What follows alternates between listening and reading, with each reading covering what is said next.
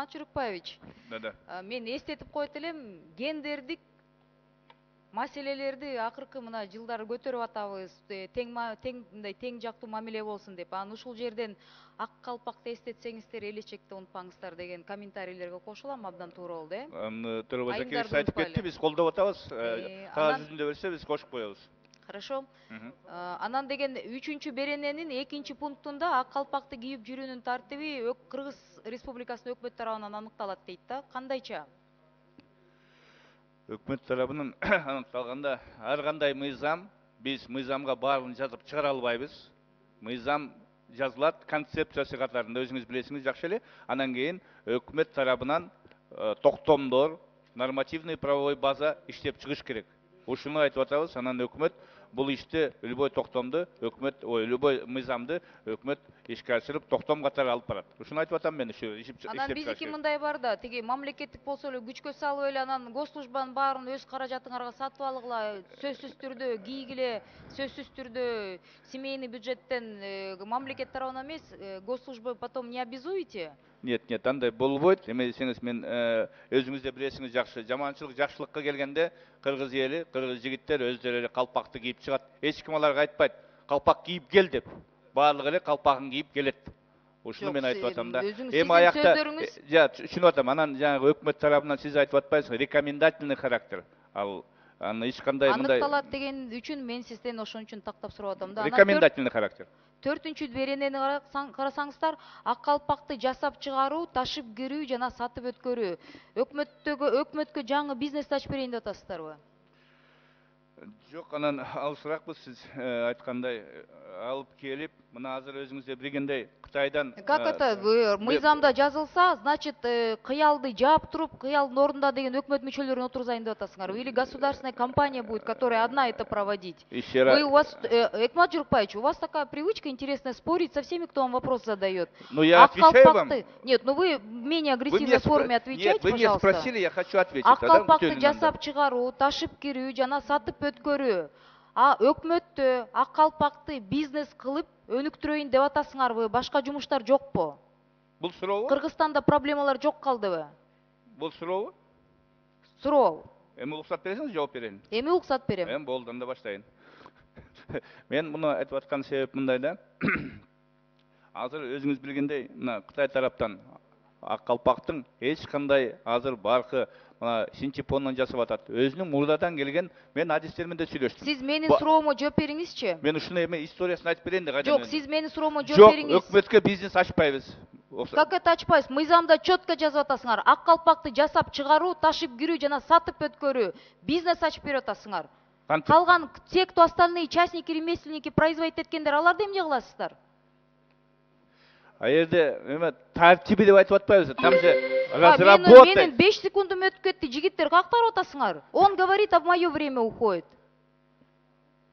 Биз айтып атпайбыз. Тартибин, ишарасын иштеп чыгаруу деген сөз буякта.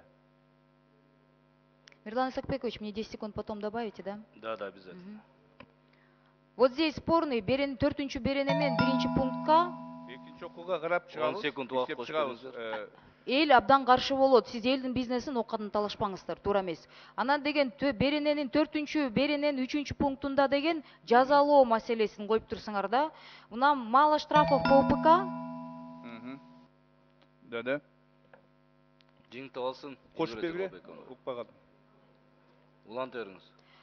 Мына ак калпакты мазактоо, анан күнөөлүү мазактоосуна күнөөлүү адамдарды мыйзам чегинде жооп берейин деп атасыз. Штрафтарды коюп атасыңарбы? Жаңы эле штрафтар менен ызылдап өтүп, жаңы штрафтар киргизейин деп атасыздарбы? Токтотпойлубу эми? Эмнеге биз деген мындай да, элдин жашоосун оңолтуу деген мыйзамдарды киргизиш керек да. Анан кайра эле бул жерден 1000 сом эмне акча, болбогон акча деп демилгөөчүлөрдүн айткан сөзүн мен такыр түшүнгөн жокмун да. УПК менен ызычубуз бүтө элек. Ал жакты бүтүрө албай жатып, жаңы штрафтарды киргизип эмне кылабыз?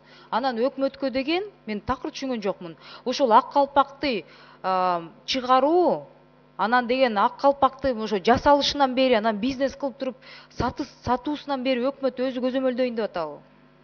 Билтеген кыялды эмне кармап жүрөбүз? Жакшы эле ошакта коррупцияны чыгарып жатсам, анан деген ошо өкмөт мүчөлөрү өзүңөр барып отуруп сатайын деп атасыздарбы? Мало вам проблем, что ли? Кыргызстанда башка маселе жок болуп калдыбы? Эми ак калпактын сатылышынан бери ошого чейин силер көзөмөлдөйсүңөрбү? Мен ошону такыр түшүнбөйм да. Маселелер көп, проблемалар көп, экономиканы өнүктүрөлү, ошондой мыйзамдар кириш керек да. Анан деген элдин жашоосун оңолтобуз деген адам штрафтарды ойлобойт. Элдин жашоосун оңолтобуз, анан туризмди оңолтобуз деп атасыңар да. Көлдүгө кетип бараткан жолдо ошо туристтерди чакырып атабыз. Ар бир айылдын тушундагы туалеттерди оңдоп алгылачы, урматтуу өкмөт. Анан келип туруп ушундай мыйзамдарга штраф салгыла. Такыр туура эмес мамиле болуп атат. Тамеки чегүү мыйзамы бар. Мен демилгөөчүлөргө кайрылат элем да. Тамеки чегүүгө мына имараттын ичинде тыюу салынган.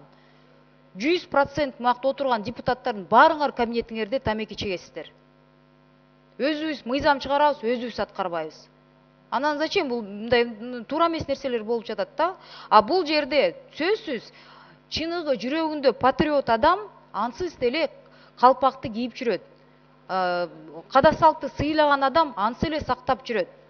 Анан биз деген молдолорго окшобойлу да, молдодун айткан сөзүн кыл, анан кылганын кылба деген жакшы макал бар да. 5-күнү 13-төн 14-кө чейин барып туруп намазга жыгылып коюшуп, анан суббота воскресенье тиги арак менен саунадан чыкпаган адамдарыбыз канча кыргыз мусулмандар бар. Туурабы? Ошондой окшобойлучу. Бул жерден деген менин эмнеге каршы болуп атканым, штрафтарга каршы болуп атам, туура эмес нерсе. Анан өкмөт тарабынан буну бизнеске айландырганыңыз туура эмес. Эптеп элибиз деген ошол миңдеп Ош базарынын тегерегинде, ошол кыялдын ичинде миңдеп эптеп ошол деген эми биздин национальный культурный уборлорду, кийимдерибизди өздөрү тигип, өздөрү чыгарса, ошону да талашып алгандарыңыз туура эмес. Ошондуктан мен бул нерсеге каршы болом. 5 март ансы эле улуттук ак калпактын күнү. Аялдарыбызды да унутпаңыздар. Биз да барбыз. 51% урматтуу демилгөөчүлөр, сиздин шайлоочуларыңыз бизбиз, аялдарбыз. Анда унутпаңыздар. Элечекти унутпаңыз, көйнөктөрдү унутпаңыздар. Анан Кыргызстанда жалаң бир улут эмес, башка улуттарга да уруксат бериңиздер, анда өздөрүнүн кийимдерин да кийишсин. Мындай бирибизди сыйлайлы да, анан мыйзам десе эле шайлоо келатат деп эле далбастап чуркабай, мындай туура түшүнөлүчү ушул нерселерди. Мен токой чарбасынын жетекчилигине бир суроо берет элем да. Эгер лесопосадкаларда деген кафелер ачылсачы, ошону мындай эмненин негизинде иштетет алар? Силер менен келишим түзүшөбү? Мисалы вот конкретно Токмоктал шаарын алсак, вот ошол жака эл менен жолугушууга барганда деген лесопосадкасында 5 кафе иштейт экен да. Ошолор деген договор менен иштешеби? Кандай иштешет? Эркебаев курчап турган чөйрө агенттигинин стат катчысы. Сиз туура айтасыз, бул 192 токтом менен кабыл алынган токтомдун негизинде договор түзөбүз арендатор менен. Конкурстук негизде. Конкурс негизинде договор менен иштейт. Ошондо деген бир кафе орточо болжом менен канча арендага канча төлөйт? Бул конкурс өткөзгөндө ошол конкурс комиссия тарабынан бекитилет. Суммасын билбейсиздерби? Бирөө айта алабы? Средний бул Кыргызстан боюнча ошол 2000ден 1000 сомго чейин. 1000 сом бир айда төлөшөбүз сизге. Жылына. Жылына 1000 сом төлөйбү кафелер? Жок, бул кафе эмес. Мен башка арендаторлор боюнча да айттым да. Ата кафе ал жерде Токмоктогу лесопосадкаларда 5-6 кафе, андан да көбөйүп кетти болуш керек ошол убакыттан бери. Бир айда арендага канча төлөйт деген суроо берип атам. Айтсаңыздар, ушун негизинде дагы бир суроо бар.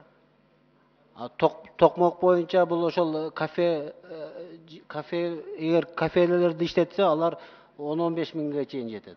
Бир айда 10 000 сом төлөйбү? Ооба. Анда ошондо келишимде ошол лесопосадканын ичиндеги кафелердин тегерегин ким тазалайт?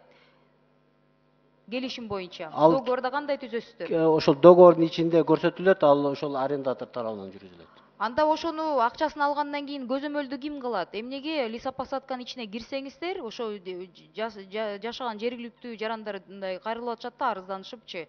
Аябай бардак, кафенин акчасын чогултуп коюшат, эч ким тазалабайт. Балдарыбыз менен эс алганы барсак, тегерек чөйрөнүн баары экологиясын карамак тургайт, элементарный мусорду эч ким тазалабайт дейт да. Бул маселе менен кимге кайрылса болот? Бул биздин агенттикте контролдук функция жок, бул госэкт техинспекция. Сиздер анан акчасын алып коюп тегерегин карабайсыздарбы? Ал акча ошол 100% республиканский бюджетке которулат. Ну, республиканский бюджет, сиз да айтасыз... час республиканский бюджетте акысын аласыңар. Ошон үчүн мен сурап атам, договордо деген контролду ким кылат? И ушуну силер вообще көзөмөлдөбөйсүңөрбү? договордо келишимде көрсөтүлгөн пункттар боюнча биздин дагы тиешелүү ошол жерде жергиликтүү токой чарбалары да көзөмөлдөйт.